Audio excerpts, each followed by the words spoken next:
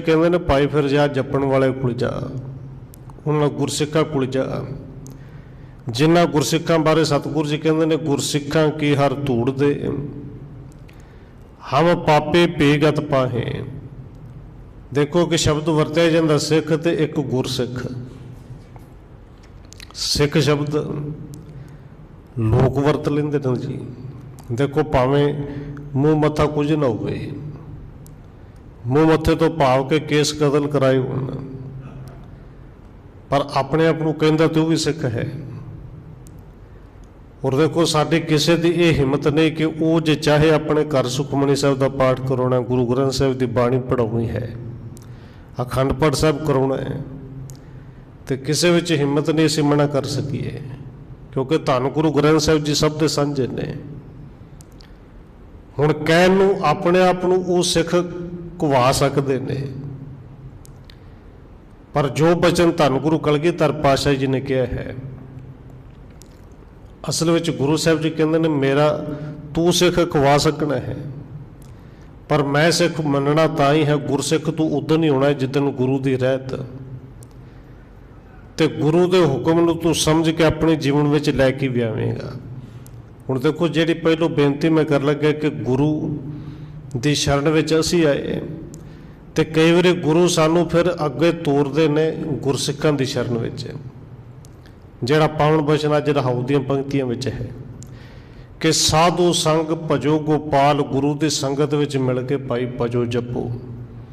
ਸਤਿਗੁਰੂ ਜੀ ਸਿੱਖਾਂ ਵੱਲੇ ਤੋਰਦੇ ਨੇ, ਪਰ ਦੇਖੋ ਉਹਨਾਂ ਸਿੱਖਾਂ ਵੱਲੇ ਜਿਹੜੇ ਆਪ ਗੁਰੂ ਦੀ ਸ਼ਰਨ ਵਿੱਚ ਨੇ, ਪਰ ਉਹਨਾਂ ਤੋਂ ਸੁਚੇਤ ਵੀ ਕਰਦੇ ਨੇ। ਦੇਖੋ ਉਹਨਾਂ ਦੇ ਲੜ ਬਿਲਕੁਲ ਨਾ ਲੱਗ ਜੀ, ਉਹਨਾਂ ਦੇ ਪਿੱਛੇ ਬਿਲਕੁਲ ਨਾ ਲੱਗੀ ਜਿਹੜੇ ਆਪਣੀ ਹੀ ਪੂਜਾ ਕਰਵਾਉਣ ਦੇ ਵਿੱਚ ਲੱਗ ਜਾਣ, ਜਿਹੜੇ ਕਿਤੇ ਨਾ ਕਿਤੇ ਆਪਣੇ ਆਪ ਨੂੰ ਹੀ ਗੁਰੂ ਸਮਝ ਬੈਠਣ। ਹੁਣ ਦੇਖੋ ਬਾਬਾ ਸਾਵਣ ਮੱਲ ਜੀ ਧੰਨ ਗੁਰੂ ਅਮਰਦਾਸ ਮਹਾਰਾਜ ਜੀ ਦੇ ਰਿਸ਼ਤੇਦਾਰੀ ਵਿੱਚੋਂ ਭਤੀਜੇ ਵੀ ਲੱਗਦੇ ਨੇ, ਕਿਉਂਕਿ ਸਤਿਗੁਰੂ ਦੇ ਘਰ ਦੇ ਵਿੱਚ ਜਿਹੜਾ ਖੂਨ ਦਾ ਰਿਸ਼ਤਾ ਹੈ ਉਹਦੇ ਨਾਲੋਂ ਜ਼ਿਆਦਾ ਪਿਆਰ ਗੁਰੂ ਸਾਹਿਬ ਜੀ ਉਹਨਾਂ ਨਾਲ ਕਰਦੇ ਨੇ ਜਿਹੜੇ ਸਿੱਖ ਨੇ। ਭਾਈ ਸਾਵਣ ਮੱਲ ਸਿੱਖ ਵੀ ਨੇ, ਰਿਸ਼ਤੇਦਾਰੀ ਵਿੱਚੋਂ ਵੀ ਨੇ। ਔਰ ਜਦੋਂ ਧੰਨ ਗੁਰੂ ਅਮਰਦਾਸ ਮਹਾਰਾਜ ਜੀ ਭੇਜਦੇ ਨੇ ਕਿ ਜਾਓ ਪਹਾੜੀ ਰਾਜਿਆਂ ਤੋਂ, ਪਹਾੜਾਂ ਦੇ ਵਿੱਚੋਂ ਬਹੁਤ ਸਾਰੀਆਂ ਲੱਕੜਾਂ ਚਾਹੀਦੀਆਂ ਨੇ, ਗੋਬਿੰਦਵਾਲ ਸਾਹਿਬ ਵਸਾਉਣਾ ਹੈ, ਘਰ ਬਣਾਉਣੇ ਨੇ, ਤੇ ਭਾਈ ਸਾਵਣ ਮੱਲ ਗਏ ਔਰ ਕਹਿੰਦੇ ਨੇ ਸਤਿਗੁਰੂ ਜੀ ਤੁਹਾਡੀ ਕਿਰਪਾ ਤੋਂ ਬਿਨਾਂ ਉੱਥੇ ਕੋਈ ਜਾਣਦਾ ਨਹੀਂ, ਕੋਈ ਪਛਾਣਦਾ ਨਹੀਂ, ਤੇ ਲੱਕੜ ਮੈਨੂੰ ਵੱਢਣ ਕੌਣ ਦੇਗਾ? ਤੇ ਫਿਰ ਲੱਕੜਾਂ ਵੱਢਣਾ ਇੱਕ ਬੰਦੇ ਦਾ ਤਾਂ ਕੰਮ ਨਹੀਂ ਨਾ, ਜੇ ਕਿਸੇ ਨੇ ਦੇ ਵੀ ਦਿੱਤੀਆਂ ਤੇ ਇੱਕ ਬੰਦਾ ਵੱਢ ਕੇ ਕਿਵੇਂ ਉਹਨੂੰ ਦਰਿਆ ਦੇ ਵਿੱਚ ਸੁੱਟੇਗਾ ਤੇ ਕਿਵੇਂ ਇੱਥੋਂ ਤੱਕ ਆਉਣਗੀਆਂ? ਔਰ ਧੰਨ ਗੁਰੂ ਅਮਰਦਾਸ ਮਹਾਰਾਜ ਜੀ ਨੇ ਇੱਕੋ ਕਿਰਪਾ ਕੀਤੀ ਸੀ, ਰੁਮਾਲ ਲੈ ਜਾ ਭਾਈ, ਜਿਹੜਾ ਕੰਮ ਤੈਨੂੰ ਲੱਗਦਾ ਹੋਇਆ ਕਿ ਨਹੀਂ ਹੋਣਾ ਹੋ ਜਾਏਗਾ। ਔਰ ਉੱਥੋਂ ਤੱਕ ਤਾਂ ਠੀਕ ਸੀ। ਭਾਈ ਸਾਵਣ ਮੱਲ ਪਹਾੜਾਂ ਦੇ ਵਿੱਚ ਗਏ ਔਰ ਸਾਖੀ ਆਪ ਜੀ ਜਾਣਦੇ ਹੋ, ਉੱਥੇ ਜਾ ਕੇ ਰਾਜੇ ਦਾ ਪੁੱਤਰ ਬਿਮਾਰ ਹੋ ਗਿਆ, ਇੱਥੋਂ ਤੱਕ ਕਿ ਵੈਦ ਹਕੀਮ ਜਵਾਬ ਦੇ ਗਏ ਸਨ। ਔਰ ਸਾਖੀਕਾਰ ਭਾਈ ਕਵੀ ਸੰਤੋਖ ਸਿੰਘ ਜੀ ਲਿਖਦੇ ਨੇ ਪੁੱਤਰ ਮਰ ਗਿਆ ਸੀ, ਪਰ ਉਸ ਮਰੇ ਹੋਏ ਨੂੰ ਭਾਈ ਸਾਵਣ ਮੱਲ ਨੇ ਜਿਉਂਦਾ ਕੀਤਾ। ਤੇ ਕਿਰਪਾ ਕਹਿੰਦੇ ਸੀ, ਉਹ ਸਮਝਦਾ ਸੀ ਕਿ ਸ਼ਾਇਦ ਰੁਮਾਲ ਦੀ ਕਿਰਪਾ ਹੈ, ਕਿਰਪਾ ਰੁਮਾਲ ਤੇ ਇੱਕ ਕੱਪੜਾ ਹੈ, ਪਰ ਉਸ ਰੁਮਾਲ ਦੇ ਨਾਲ ਕਿਰਪਾ ਗੁਰੂ ਦੇ ਸੀ। ਧੰਨ ਗੁਰੂ ਅਮਰਦਾਸ ਜੀ ਉਹ ਕਿਰਪਾ ਭੁੱਲ ਗਿਆ ਤੇ ਰੁਮਾਲ ਨੂੰ ਚੇਤੇ ਰੱਖ ਲਿਆ। ਤੇ ਜਦੋਂ ਰਾਜੇ ਦੇ ਪੁੱਤਰ ਨੂੰ ਜਵਾਇਆ ਜੈ ਜੈਕਾਰ ਹੋਣੀ ਸੀ, ਤੇ ਜਿਵੇਂ ਜਿਵੇਂ ਭਾਈ ਸਾਵਣ ਮੱਲ ਦੀ ਜੈ ਜੈਕਾਰ ਹੋਈ, ਰਾਜੇ ਨੇ ਆਪਣੇ ਬਰਾਬਰ ਸਿੰਘਾਸਣ ਦਿੱਤਾ, ਉੱਚੀ ਥਾਂ ਤੇ ਬਿਠਾਇਆ, ਲੋਕ ਮੱਥੇ ਟੇਕਦੇ ਨੇ। ਤੇ ਜਿਹੜੇ ਸਾਵਣ ਮੱਲ ਨੂੰ ਕਿਹਾ ਸੀ ਜਾ ਕੇ ਸਿੱਖੀ ਦਾ ਪ੍ਰਚਾਰ ਕਰੋ, ਤੇ ਗੁਰੂ ਬਣ ਕੇ ਬੈਠ ਗਿਆ। ਔਰ ਇੱਧਰ ਧੰਨ ਗੁਰੂ ਅਮਰਦਾਸ ਜੀ ਨੂੰ ਜਦੋਂ ਪਤਾ ਲੱਗਦਾ ਕਿ ਭਈ ਨਹੀਂ, ਪ੍ਰਚਾਰ ਜਾ ਕੇ ਸਿੱਖੀ ਦਾ ਕਰਨਾ ਸੀ, ਭਾਈ ਤੂੰ ਸਿੱਖ ਹੈ, ਪਰ ਜੇ ਗੁਰੂ ਬਣ ਕੇ ਬੈਠ ਜਾਏਗਾ, ਦੇਖ ਇਹ ਗੁਰੂ ਜੇ ਕਿਰਪਾ ਕਰਕੇ ਤਾਕਤਾਂ ਦਿੰਦਾ ਤੂੰ ਲੈ ਵੀ ਲੈਂਦਾ ਹੈ। ਔਰ ਗੁਰੂ ਸਾਹਿਬ ਜੀ ਨੇ ਉਹ ਬਖਸ਼ਿਸ਼ਾਂ ਜਦੋਂ ਵਾਪਸ ਲਈਆਂ, ਕੱਪੜਾ ਤੇ ਕੋਲ ਹੈ ਪਰ ਹੁਣ ਕੰਮ ਹੀ ਨਹੀਂ ਕਰਦਾ। और इतिहासकार भी कहते हैं कि कपड़ा ही वो जिहड़ा रुमाल सी वही गायब हो गया, धन गुरु अमरदास जी को वापस आ गया। हुण जिथे मानता होवे, जिथे पूजा होवे, ये पक्की गल है कि फिर उत्थे विच विच बदनामी भी हुंदी है, निंदिया भी हुंदी है। और बाबे सावणमल की निंदिया एक नहीं, थोड़ी नहीं, बहुत ज़्यादा हुई बाद विच, जदों कि लोग कहते हैं हो सकता दवाइयां करके राजे का पुत्र ठीक हो गया होवे, कि हुण ते सावणमल की कोई कई गल सच ही नहीं हुंदी।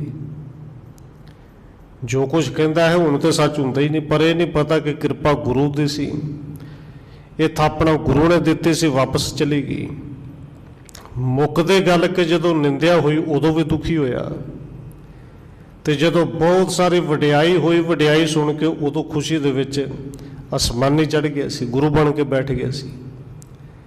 पर गुरु साहब जी उस सिख दे कोल भेजदे ने कि देखो जिन्हों दुनिया के लोग जदों जपदे होए उस्तत कर जाण, चंगा कहते हैं ना जी, बड़ा गुरसिख है, पर वो अपनी उस्तत सुन के फिर फुलदा नहीं। लोग निंदिया कर जाण कि देखो कहदा सिख है, कहदा गुरसिख है, कहदा बाबा बनया है, ये तो दुनिया के नाल चलदा ही नहीं, अपनी मर्यादा चलाई है। पर जो उन्होंने गुरु ते भरोसा है, गुरु की दसी हुई मर्यादा ते चलता, तो फिर सचमुच दुनिया की निंदिया की प्रभाव नहीं करता। असल में उस गुरसिख के कोल सतगुरु जी भेजते हैं, और जिन्होंने पावन बचन कहे ने कि उस्तत निंदा दो ते आगे खोजा पद निर्बाना, जिन्हें उस्तत ते निंदिया दोवां का साथ छड़ दिता है। कि कोई बुरा कहो भावें बुरा कहो, कोई भला कहो भावें बुरा कहो। हम तो तन दियो है ढार, हुण ते अपना तन मन धन सब सौंप गुरु को, गुरु नूं सौंप दिता है। कि भावें कोई बुरा कह जे, भला कह जे, कोई उस्तत कर जे, कोई निंदिया कर जे, हुण परवाह नहीं। क्योंकि सतगुरु जी बख्शिश करते हैं, गुरु आप समुंदर है। तो गुरु के सिख जिहड़े नदी की तरह ने, कई बार गुरु साहब जी कहते हैं भाई फिर पहलू नदी में गोता लाया ना आया, गुरसिखां की संगत कर, पर नाल ही सुचेत करते हैं वो नदी किते अपने आप दे विच भुलेखे विच अपने आप को समुंदर ना समझ लवे। और बहुत सारे वड्डे वड्डे डेरे किते न किते समुंदर अपने आप को समझ लेंदे ने। सीधे तौर पर गुरु अखवाउंदे नहीं, पर मन लेंदे ने। और सतगुरु के पावन बचन ने, गुर समुंद नदी सब सिखी, नहाता जित वडियाई। भाई कोई नदी विच भी जाके नहा लवे, गुरु के सिख की संगत कर लवे, बड़ी वड्डी वडियाई है। पर नाल ही सुचेत करते हैं नदी अपने आप को समुंदर ना समझ पवे। तो कोई गुरु समुंदर दे विच सीधा आके गोता लावे, गुरु की बाणी पढ़े, उन्होंने विचारे, उनदे विच भी बड़ी वडियाई है। हुण गुरु के शरण विच सिख जाता है, तो गुरु कहता कि भाई जपण वालियां दी शरण च जा। भाई सावणमल नूं भेजिया सी कि लोग शरण विच आउणगे, पर समुंदर ना बन के बैठ जी। भाई सावणमल उत्ते समुंदर बन के बैठे, और गुरु साहब ने जदों दिखाया कि नहीं ये कृपा गुरु दी सी, और भाई सावणमल ते सतगुरु के चरणों में आ गया। और ताई गुरु साहब जी कहते हैं, गुर पेरा के चाकरे महा करड़े सुख सार। इत्थे सब तो सार दा अर्थ है श्रेष्ठ, सब तो श्रेष्ठ सुख मिलता है। पर गुरु दे ते गुरु के सिखां दी सेवा करनी काम बड़ा औखा है। ये बड़ा औखा काम है। और सेवा कीती तां जा सकती है जदों बिल्कुल दीन हो जाए, अपनियां सियाणपां दुनिया दीयां वडियाइयां और बाहरलियां ताकतां दा मान बिल्कुल छड्ड के निमाणा हो जाए। हुण सतगुरु जी कृपा करते हैं, जदों दीन बन के शरण विच आवेगा, दीन दर्द निवार ठाकुर राखै जन की आप। देखो जिथे दीनां दे दर्द दुख निवारते ने, दूर करते ने, अपने सेवक दी आप रखते भी ने, पर दीन हो के आना पएगा। एक छोटी जी गाथा गाथा की असल में हकीकत है कि दो चाचे ताए दे सक्के भरा, सक्के कह लीए, चाचे ताए दे पुत्र ने, और दोवें जेड़े ने जमीन दोनों को बराबर है। 15-15 किले दोनों को आउंदी है, दोने कल्ले कल्ले प्यो दे पुत्र ने। चाचे दे पुत्र ने जदों 8वीं च पढ़ते ने, लोग पिंड दे विचों अमृत संचार ते गए, अमृत छकण गए। मन दे विच भावना जागी कि अमृत मैं भी छकां। और देखो जेड़े चाचे ताए ने वड्डे ने, उन्हां विचों किसी ने छकिया नहीं अज तक भी, अज भी नहीं छकिया। उन्हां दे विचों इक्को ही रह गया है, बाकी 2 सन वो खत्म हो गए, समय के मुताबिक उन्हां दी मौत हो गई। पर जेड़ा चाचे दा पुत्र है, ताए दा पुत्र, वो कहता कि अमृत छकना है, तो दूसरा कहता है वेख के कि मैं भी छकना है। एक दे घर वाले ने इजाजत दे दी कि मर्जी तेरी है भाई। पर जदों ताए दे पुत्र नूं पता लग्या कि इन्हें अमृत छकना तो मैं क्यों पिछे रहा, चाह उन्होंने भी चढ़िया कि मैं भी छकना। और प्यो तो जाके जदों पूछया कि वड्डे भरा ने, चाचे के पुत्र ने, उन्हें तो कृपान लियांदी है, सवेरे अमृत छकना है, तो मैनू भी लिया के दो, भावें अज तो चलो ककार फ्री मिलते हैं, कि अमृत छकना मैं सवेरे जाके छकना। और उन्हें उस वे रोक दिता कि नहीं, उन्हें तो बाबे बनना होना है। क्योंकि जदों फिर अंदर एक हुमे आवे ना, फिर खंडे बाटे की पौड़ लैन वाले नूं समझते हैं तो बाबे जय ने। और शब्द वरत्या जाता तो पाठी जिहा है, सिंह शब्द दूर की गल। रागी सिंघां वास्ते शब्द वरत्या जाता तो पाठी जिहा है, जिन्होंने पता ही नहीं कि रागी सिंह की है, ग्रंथी की है, पाठी सिंह की है। हुण उन्हें तो रोक दिता कि नहीं तू बिल्कुल नहीं छकना, वो छकते ने छकी जाना। वो सवेरे तैयार होकर फिर आ गया कि तैयार नहीं होया। हुण वो अपने प्यो के दुआले, फिर मां के दुआले दुआले कि बापू नूं कह मैनू छक लैण दे, इन्हां दा की जांदा, मैं इन्हां नूं थोड़ी कहना छकण लई। पर बापू नूं पता सी मैं तो पीनी है। अमृत छक लिया तो ज्ञान मैनू देना शुरू कर देगा, मेरी छुट जाएगी। और कहते उन्हें अपने प्यो नूं, अपने पुत्र नूं फड़िया तो कमरे में बंद कर दिता। भतीजे ने उत्थों दबका के भजा दिता, जा तुसी बाबे बनना तो बनी जाओ। हुण एक पासे तो खंडे बाटे की पौड़ लई, अमृत छकिया, समा बीतता गया। 1 2 4 साल निकले। दोनों ने पढ़ाई की, 12वीं तक दोने पढ़े। हुण 12वीं तो बाद दोनों ने अगे एडमिशनां भी लईआं, पढ़ाई अगे भी की। पर एक वो से जिन्हें अमृत छकिया, उन्हें गुरु के सिखां दे नाल संगत करनी शुरू की। वो जेड़े रहन सबाई कीर्तन ने उन्हां विच जान लग्या, गुरु घर विच जाके ग्रंथी सिंह दे नाल वो सेवा कराउंदा है। उनकी रुचि इस पासे लग गई। तो दूसरा से जिहड़ा वो दूसरे पासे वासे पै गया, जिहड़ा जिन्हों कहंदे ने पक्का नशेड़ी।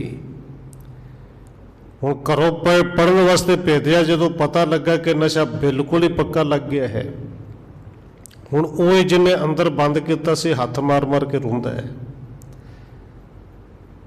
नशा छड़ाऊ केंद्र में भी रखा, पर 1.5-2 महीने बाद उन्होंने भी फोन करके बुला लिया कि भाई आ जा।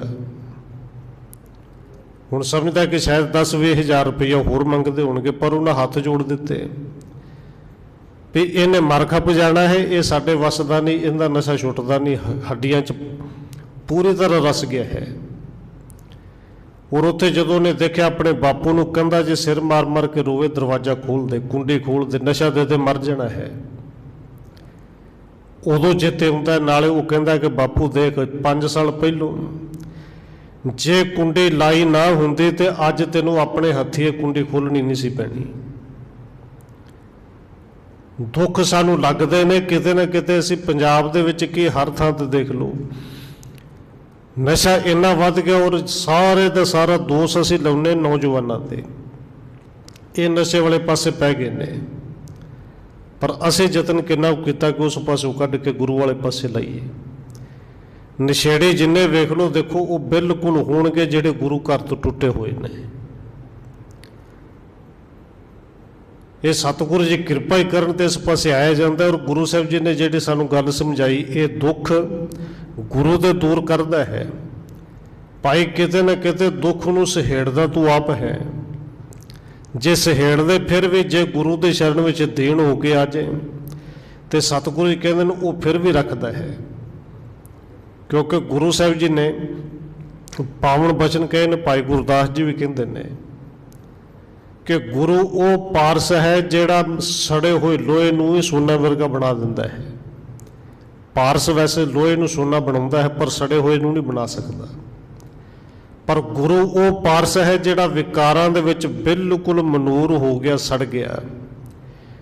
ਉਹਨੂੰ ਵੀ ਸੋਨਾ ਹੀ ਨਹੀਂ, ਪਾਰਸ ਹੀ ਬਣਾ ਲੈਂਦਾ, ਆਪਣਾ ਹੀ ਰੂਪ ਬਣਾ ਲੈਂਦਾ। ਔਰ ਪਾਵਨ ਬਚਨ ਗੁਰੂ ਸਾਹਿਬ ਨੇ ਕਹੇ ਨੇ ਕਿ ਜਿਨ੍ਹਾਂ ਨੇ ਫਿਰ ਦੀਨ ਹੋ ਕੇ ਜਪਿਆ, ਜਿਨ ਹਰ ਜਪਿਆ ਸੇ ਹਰ ਹੋਏ, ਉਹ ਤੇ ਹਰੀ ਦਾ ਗੁਰੂ ਦਾ ਰੂਪ ਹੀ ਹੋ ਜਾਂਦੇ ਨੇ ਔਰ ਗੁਰੂ ਆਪਣੇ ਵਰਗਾ ਬਣਾਉਂਦਾ ਹੈ।